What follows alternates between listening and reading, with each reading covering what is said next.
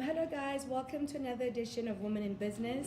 Today I'm here with Queen Ramotsehoa, and we're going to be talking to her about her business and finding out about her business journey. So welcome Queen, thank you very much for inviting us to your beautiful home. Thank you. Yes, okay, so please just tell us a little bit about yourself. I'm a coach. I'm a leadership coach, and I've been running my business since 1998. It started off as a training business and evolved into a coaching business. And it's been just a journey of knowing my commitment to people development and finding the right tool to do this in a way that impacts people. And from training to coaching to identifying that it's leadership coaching, not just coaching in general. So the self-leadership is the big part of it, because we believe that leaders lead from who they are. Therefore, a lot of our processes invest in self-leadership, because once that is in place, it is easy for people to know what impact they want to have on people and to actually create the impact, because they have walked the journey themselves, so they know how to guide others to walk through the same journey. Okay. So why this particular business? I mean, what led to the development of the coaching, leadership coaching? It's obviously, okay, I'm a teacher by profession, so it's natural for me. We could have called it anything, even if it was not a business, I would still be in the people development space. Obviously, because there's also money that needs to be made for bills to be paid. The passion I packaged into a business, so that as I do what I'm passionate about and have the impact that I have on people, I can also make money. Yeah. So let's talk about sustainability, because I think for a lot of business people, the problem is finding a model that allows you to be sustainable. So in your experience, what has kept you sustainable? Craziness is a big component of being an entrepreneur and sticking it out through the toils and turns and hitting your head against the wall and falling back and standing up and starting again. So for me, it when you're an entrepreneur and you're attached to an outcome and to success, it doesn't have to make sense. It's about waking up, standing up, and continuing, because you said this is where you're going and this is what you want to do today. So that's the first part.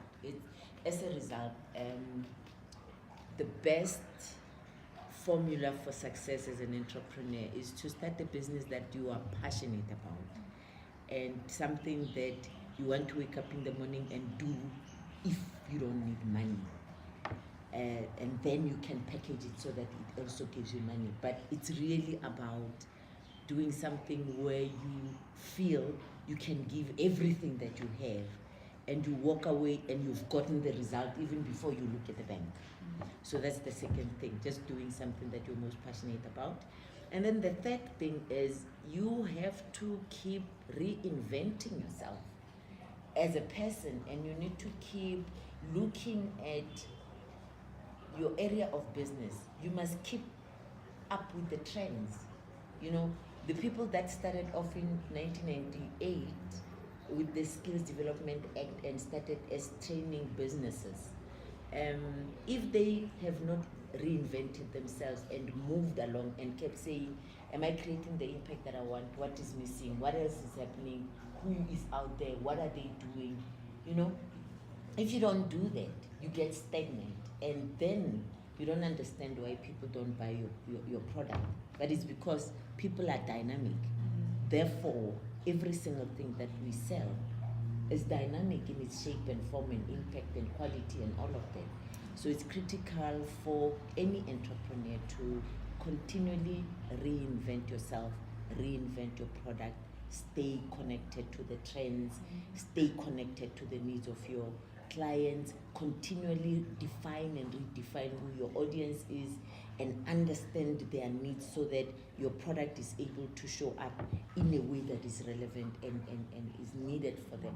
So it's that, for me, I feel it's the biggest piece after it being about craziness and it being about your passion.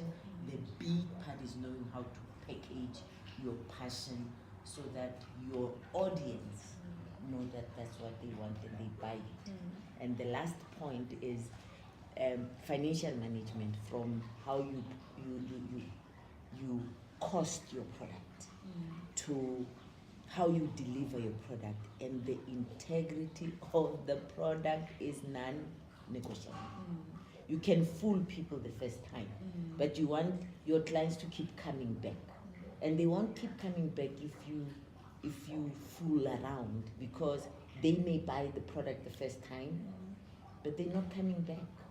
And the energy that we put into marketing, we really have to go for getting maximum benefit from every marketing occasion. Otherwise, you sell, you get a little bit, and you have to start again. You sell, you get a little bit. There's no way that you can sustain a business doing business that way. Yeah, and I think that's a very important point, considering also that at our upcoming event we're talking about new business development. Yeah. So obviously Women in Business will be hosting a seminar on the 27th of July, and Queen will be an exhibitor at the event. And we want to talk about new business development, about sales. How, what kind of advice would you give an entrepreneur looking to grow their sales funnel, and also, building retainers, because that, like you say, if you're looking at one-time service, it's not sustainable. It's really, for me, it's how you package yourself and how your brand, because you want to be reliable and dependable. People don't buy a leadership diary. There's many leadership diaries. There's many leadership journals. You can Google, and possibly 500 copies, different people will have this. People don't come to me for these tools. People come to me because I'm reliable and dependable. People buy the sales experience. And I find that a lot of entrepreneurs think the product is enough without the bringing your own, and just, the values and the principles that make you the provider of choice. It's a cliched thing that we say all over the place. I'm a provider of choice. You're not the provider of choice if people don't want the same experience over and over again. So it's knowing what are the things that I need to put in place so that people want the experience.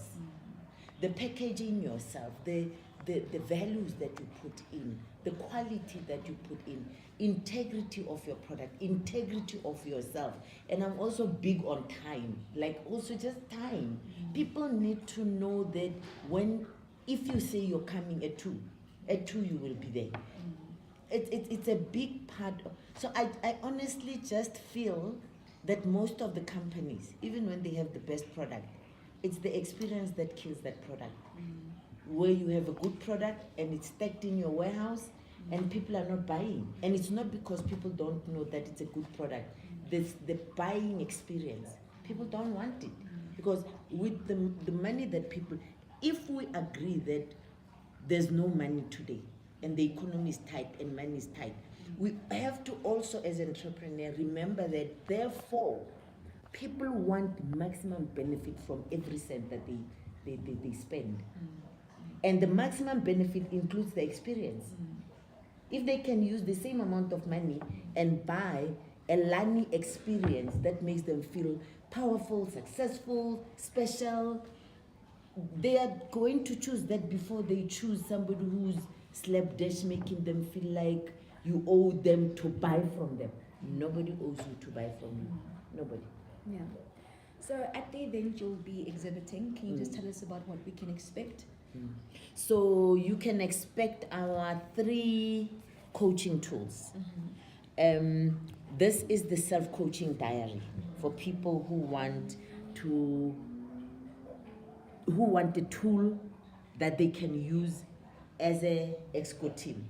Because most of us as entrepreneurs, we don't have a team that sits around the boardroom table to, to confirm what we are doing, to hold you accountable and all of that. So this becomes your ESCO team. Because when you use it, it holds you accountable to sit, think, plan, put down on paper what you commit, and go back and hold yourself accountable. So this is for me a tool for entrepreneurs. If you have sales targets, you can use this tool to hold yourself accountable for your sales targets.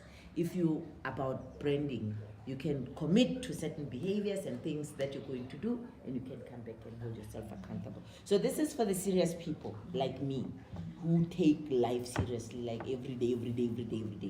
And for the people who feel every day is too much, this is a journal.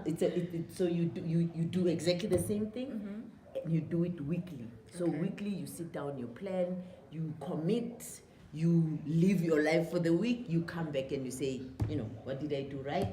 What's working? What are the insights? How do I integrate them into everything that I do? And normally this set goes together. You can see my set is buttered because I use it every day.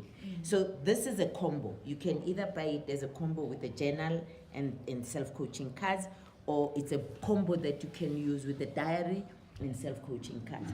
And where the coaching cards come in is then you stay connected to my guidance and my involvement. Because every week I write an article on one card and I send it to the people who bought the cards, who want to also get the support. So there are 52 cards for the 52 weeks, And the journal is designed with the cards. So it's color coded per term, per month, and so on. So everybody who's bought this set of cards is on my database. And every Monday morning they receive the guidance in terms of the discussion for the week, the reflection for the week, the insights for the week. So the last tool that at some point people should expect, and we will announce it, is the app. We have a self-coaching app. We're just moving it from one platform to another, and I didn't realize that you don't just move it. It's about everything and Java and all the things that I don't understand. So that's the fourth tool that we have, which is still self-coaching. It's more the diary version, where you can use your app wherever you are to self-coach every day, make commitments in the morning, reflect in the afternoon. So that is what you will get when you come to our stall, and there will be at least 2 coaches there. We can also talk to you about what you're thinking, what your challenges are, and check whether there is any plan that you want to put in place. Okay, brilliant. Okay, and then how do people get a hold of you? Okay, we are on Facebook. It's Queen Ramotsehoa on Facebook. And then you can also get us on www.turningthecorner.co.za. The Turning the Corner, as you find on the self-coaching journal and on the self-coaching diary. And so we have 2 businesses. The Turning the Corner business is about the self-coaching tools and using them. And we also have a leadership coaching organization, and it is TED, or Leadership and Coaching Academy, and the website for that, for corporate products and all of that, it's www.tedo.co.za. Okay, brilliant. Thank you so much for inviting us, and I'm sure that your information will be very useful. Thank you. Okay. Awesome. Okay. Thank you for inviting. Thanks, guys.